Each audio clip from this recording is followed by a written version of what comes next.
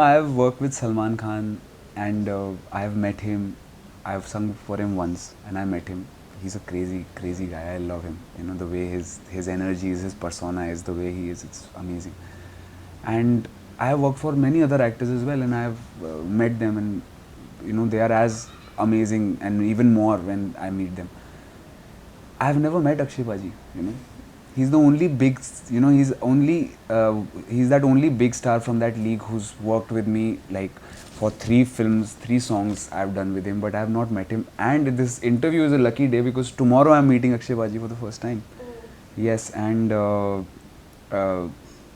he will be promoting the song of Jolly LLB and probably we'll sing the song together. So I'm very excited. I can only be thankful because he's the reason who really kind of introduced me to the industry without even knowing me that well. So tomorrow I'm gonna probably take something for him. He's from a mixed martial art background. I'm also from a mixed martial art background, so probably I'll take him something related to that.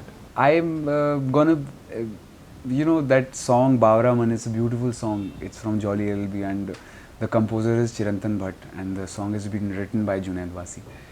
It's a beautiful song and Akshay Baji has done a crazy job on it. You know, the way he's romancing with Uma in that whole, you know, he's a brilliant actor and I'm quite excited and I'm very thrilled also to meet him tomorrow. And I want to tell him that, sir, you've like really changed my life in a lot of ways. Hamma song is a hit song. It killed it back then, it's killing it now, and it'll get recreated again probably 10, 15, 20 years down the line, it'll kill it again. Rahman Saab, Hamma song, they are cult songs in India, you know, and the the beautiful part is that, you know, I've been such a big fan of Rahman Saab and Rahman Saab was the first music director. Usually singers meet Rahman Saab in the end when they have probably worked with everybody. That's when they get to work with Rahman Saab. But I met Rahman Saab. He was the first music director who met me, and it was just by sheer luck that I met him. I was little, 17, 18 years old, and I met him. I played with him, and he gave me a critical advice in my life where he said that I should keep learning music right now as my voice is developing. I was little. He said, give it time, give it 2-3 years, turn 21 and you'll feel it. And I took his advice, I left Bombay and I started learning music and pursuing it the way he asked me to. And 3 years down the line, I felt that I'm 21 and now it's time. And then since then, it's been like a back-to-back hits scene. So getting to finally work with Rahman Saab, it had to be like this, you know. I've sung all kind of songs and then suddenly I sing a Rahman song which becomes the biggest song of my career. It's quite amazing, you know. That song has been in top of the charts for almost a month now and that song is everywhere. People have started calling me the Hamma boy and yeah, thank you. All I can say is thank you. There's a way I think, you know, I think magic happens outside the comfort zone and that's what we are all waiting for. We are all trying to create magic. In fact, every artist is, you know, we feed by magic. When we create magic, that's food for us. So we are waiting, I'm waiting for opportunities where I can, you know, get out of my comfort zone and just see what all I have inside me. Hamma was like that. Hamma was, they wanted a little softer voice, then they needed that different approach to it. Tanishq, Badshah. They are both very talented musicians and they created the music, recreated the song in a very cool way. And it did get a little bit of criticism in the beginning, but you know, I think sometimes criticism is required for a song to become that big. So I think everything worked in the favor of the song and Hamma has been recreated and it is killing it right now. I don't know for how long it will still remain on top of the charts, but I'm excited. I'm excited about my journey. And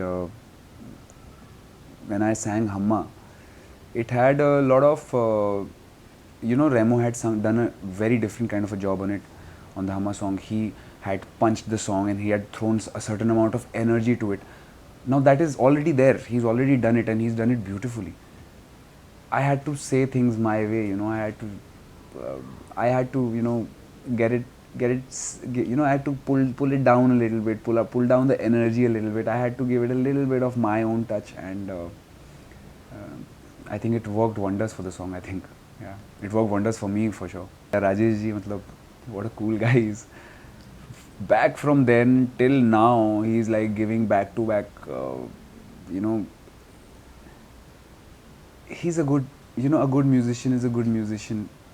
He will come again and again and again, and every time he will give you something which will surprise you. That is what happened with the Kabil album. I met Rajesh sir through, there was an award ceremony. We had an award ceremony, Mirchi Awards, and I got that award for Zindagi Kuch To Bata Bajrangi Bhaijaan. That time, Roshan Saab, Rakesh Roshan Saab, and Ritik Roshan, everybody was there sitting in the front row when I went to receive the award. I was nervous as well. It was my first award, and I really didn't expect that award. So when I'd gone to take it, I sang 2 lines of Zindagi Kuch To Bata from Bajrangi Bhaijaan, and I think that did the trick. And then I'd worked with Sanjay sir in Jazba for Bandiya. We shot a music video with Aishwarya together.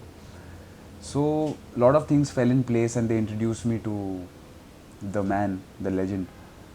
And उसके बाद हमने एक गाना, actually हमें एक गाने को dub करने के लिए मिले थे, कुछ दिन को डब करना था हमको, क्योंकि उनको एक सॉफ्ट इनोसेंस चाहिए थी. But I went and sang, and that dub was magical for both of us. I mean, I dubbed the song, and that is what they retained, and that is how it is now. We didn't go to the studio again to dub it. We just dubbed it. So when we dubbed the song, then they said that, we want to try. This boy has a fresh voice. He has a different way of saying things. So let's try new other songs with him. Then Kabil happened, then Kuch Din Sad happened, and then Kisi Ko Pyar Ho Jaun happened. So I ended up singing 4 songs in the album, which is almost being Ritik's voice. And apparently, I have sung for a lot of people. I've seen my voice on a lot of big stars, big celebrities, but somehow my voice like just merges too well with Ritik. When I saw him on the title song, I tweeted him also. I said that doesn't look like my voice anymore, and he appreciated it. He said, I love your voice. And so it's like a mutual admiration society, this Bollywood it is, and that is the best way for artists to grow together, learn from each other.